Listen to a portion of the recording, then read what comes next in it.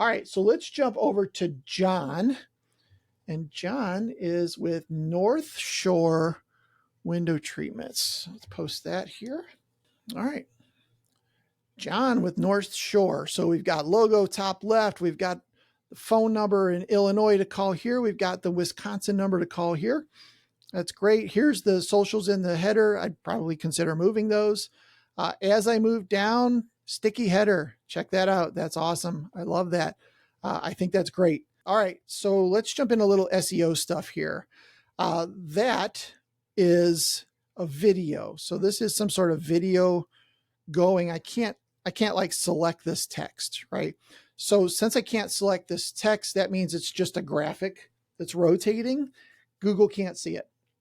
So when Google comes to search to index this page, one of the things they look at is something called above the fold. And that for a newspaper, when you look at a newspaper, they're typically folded in half. And the biggest thing that happened yesterday is the main headline, right? And it's above the fold. It's before anything else happens. Same thing happens online. Before I scroll, what information am I getting? So in this case, not much. I'm getting a phone number. There's a schedule a free consultation, and there's 1, 2, 3, 7 buttons of text. I can't see this. Look at all this real estate that I can't see. And so therefore I'm not getting information about who they are, what they do, and where they're at. I do think sites like this look great. Like from a customer standpoint of seeing this kind of stuff, it's fantastic. But ultimately we have to play the game of making the customer interested, but also making Google interested. And Google's probably not interested in this. Now this came up, but I still can't select this. So this is where an H1 tag would be great. And there are tools out there, different designer tools for websites where you can overlay an H1 instead of another graphic. And this tool might even have that. They just didn't do it that way. I would recommend having an H1 over the top that says window treatments, Wisconsin or Illinois, or something like that. Whatever main keyword you're after. When you're in two different areas, it's a little tough. It's like Kansas City, Missouri, and Kansas. But I would have an H1 here that says window treatments in Wisconsin or something along those lines. Or maybe there's a specific area of that part of the country that everybody calls it that would be something that they search for. That might be too. So anyway, that is above the fold. So I'm going to scroll on down here. And now we've got North Shore Window Treatments. My guess is this is the H1. And you can see we've already scrolled down a distance. So we've missed an opportunity for Google to learn a little bit more about us. Yep. So that is an H1 tag. Not the end of the world, right? You still have an H1. That's great. I love that. But this needs to be window treatments in Chicago and Milwaukee. Window treatments, Chicago, window treatments, Milwaukee, something like that needs to be what that is, not your brand name. I would definitely use that as your H1. Now you could have an H2 right under it that's a little bit smaller font, still maybe bold, and it says North Shore Window Treatments or something along those lines. I think that would be good. It is good that you mention locations, but this is just plain text and it doesn't carry the weight with Google that an H1 or H2 tag would carry. So good picture here. I like this. Get to know us, location, start your project. So here's a situation where there's not an obvious next step. And I know I keep harping on this, but literally it's what your website is built for, is to generate leads, right? So I do know that schedule a free in-home consultation is up here, but boy, does it blend in, right? It does not do anything different. So at the least, make this the yellow from the logo, or don't make it pink, but you know what I mean? Something crazy, obvious. And my eyes like, okay, that's what I need to do next. So a little bit further down, we've got products. promotions, inspiration, and about us. I'm not a fan of this section at all. I'm just not a fan. I don't know what else to say about it. Products, this button could say explore products at least. I guess I do like save now, these kind of things, but I don't know that many people would pay attention to this. It feels maybe a little corporate or something, or I don't know. All right, then we've got window shutters. So all of a sudden we're still on the home page, and now we're mentioning a specific product. Plantation shutters, vinyl shutters, wooden shutters, and faux wood shutters. That's fine. Oh, we've got links up here too: blinds, shades, window shutters, shears, and more. These are linked to northshorewindowtreatments.com/shades/shutters. Okay, that's good.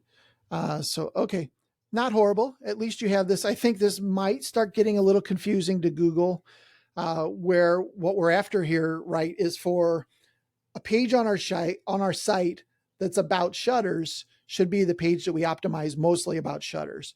So homepage is always a little tricky because you have to give enough information for a customer to decide if this business is something they want to pursue or they just want to hit the back button.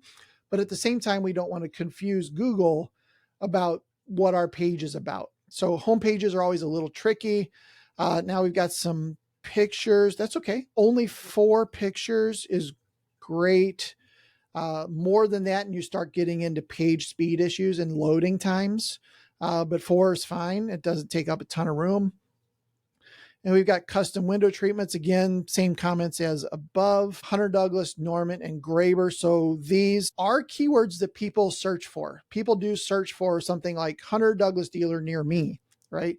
So it might be good to make a page on your site for partners or vendors, and specifically a Hunter Douglas page on your website might make sense to capture those types of searches, especially if none of your other competition in town has a page like that.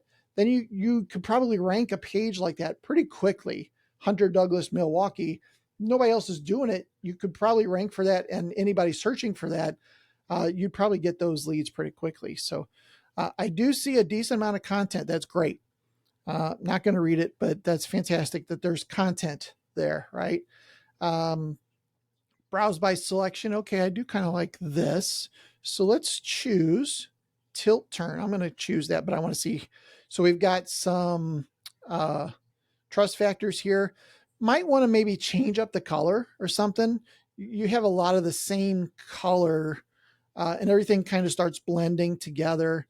Visit our showrooms. Oh, this is great. See showroom details, and that goes to a locations page. Okay, that's not terrible. Then you've got a little bit of a form here, short and sweet. You have the CAPTCHA, which is fine.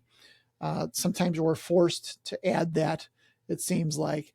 And then we've got location here and no address on the Illinois one. Maybe you don't have I think you do have an Illinois showroom though, but there's no address for that one.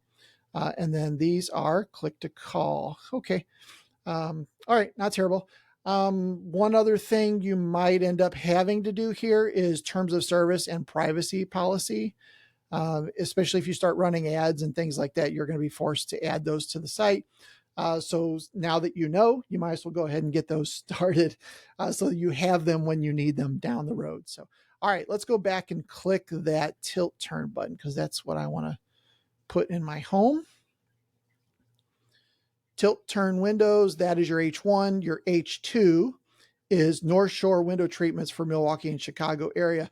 That's probably the H1 for your homepage, right? This H2 needs to be more about tilt turn windows, not the keyword that you're trying to rank your homepage for, because I'm going to guess this is probably the H2 for every one of your product pages. And again, you're diluting the value of this term across all 30 pages on your site or however many pages you have, right? This type of term should really only be on the homepage. This H2 is fine. Your H1 should be tilt turn windows for your Detroit home or sorry, for your Chicago home, something like that. And then if you want an H2 here, this would be something like, here we go, versatile and secure choice for modern homes. That would be good there. So, all right, tilt and turn windows, the versatile choice. We have some content. Start your project. I'm going to read a little bit more and come back and click that. All right, a little bit about the tilt turn window, what it does. That's cool. I like that. Again, all of this information on this page is related to this topic. So that's great. I mentioned earlier, like some content on one of the sites that was probably on all the sites, on all the pages. So that starts to kind of not work as well, but all of this is related to the same thing. See my comments from earlier about this. This might end up hurting you a little bit versus having a service areas button up here with a map. Got a couple different vendors, and it looks like these are links, but they don't go anywhere. I'm not sure why they're linked just to the pound sign, which basically just says stay on this page, but doesn't have to be. And then you've got a form here and same footer. Okay. So I said I was going to click on start your project. Okay. I'm going to start my project. Okay. So it got me a form. I don't know how that functions on mobile. Somebody might hit start their project and not even realize that showed up below them on the screen, just as a comment. Name, phone, email, zip. Tell us a bit about your project. I'd probably get rid of zip. Again, I know why you're doing it, but that's a question you can ask on the call, or make it not required would also help. And then I would also make tell us a bit about your project not required. If they fill it out, that's great. If they don't, you still got the lead, right? I would make these 3 required for sure. All right, so let's go to, okay, this is ideas. This is similar to what we did earlier. Okay, how do we measure general site speed? Since I mentioned site speed, how can you do that? So fantastic question. So let's do that for this site. I'm going to grab North Shore, what is it? North Shore windowtreatments.com. Sorry, I'm looking at my other screen here. And there's 2 things you can do. Page Speed Insights is a free service from Google. That's not it. Look at that. Somebody's running an ad. There we go. Page Speed Insights is a service that you can use. Oh, that wasn't it. Maybe I got to go to home. So Google doesn't even rank for their own brand. That's interesting. All right. I'm going to plug North Shore in here and hit the analyze button. And basically they're going to run 2 tests. They're going to run a test on the desktop version of your website, which is what we've been looking at today. And they'll also run it on mobile. So how does a mobile connection engage with this particular website, specifically from a page loading standpoint? We can see both of those buttons are here. And once this is done, it'll give you a score from 0 to 100 on how well your website responded to searches. Sorry, loading of a page speed, basically. It's going to give you a 0 through 100 on both mobile and desktop. On desktop, we're shooting for near 100. Upper 90s is pretty easy to do on desktop. Most people have a good, fast internet connection. On mobile, a little bit tougher. I would probably say 80 plus. I mean, the closer you get to 100, obviously the better, right? But if you can get a website that's scoring over 80 on mobile, you're probably in a pretty good spot. A couple years ago, Google actually split their entire system into 2 separate systems. So there is a mobile index and there is a desktop index for Google. So if your site is, let's say it's top 90s for desktop and you've really got it optimized, somebody searches for you on their desktop, you're going to show up in the rankings. But if your mobile is just trash, it could be that if somebody does that exact same search on a mobile device, you don't show up at all. Google will actually not rank you if your mobile related speed and other optimization factors is really slow. It's very possible that they won't even show you on the mobile index, or the other way around, but typically that's the way it happens. So mobile, very, very important along the way. Yeah, it looks like it crashed. Deadline exceeded. It just took too long. So anyway, that's the tool. Page Speed Insights. Looks like you might have to do it a couple times. There's also a site called GT Metrics, GTMetrix.com, GT Metrics. In this case, you're not using a Google tool to do the same sort of search. So, but you can test now. Typically this says something, yeah, like adding job to queue.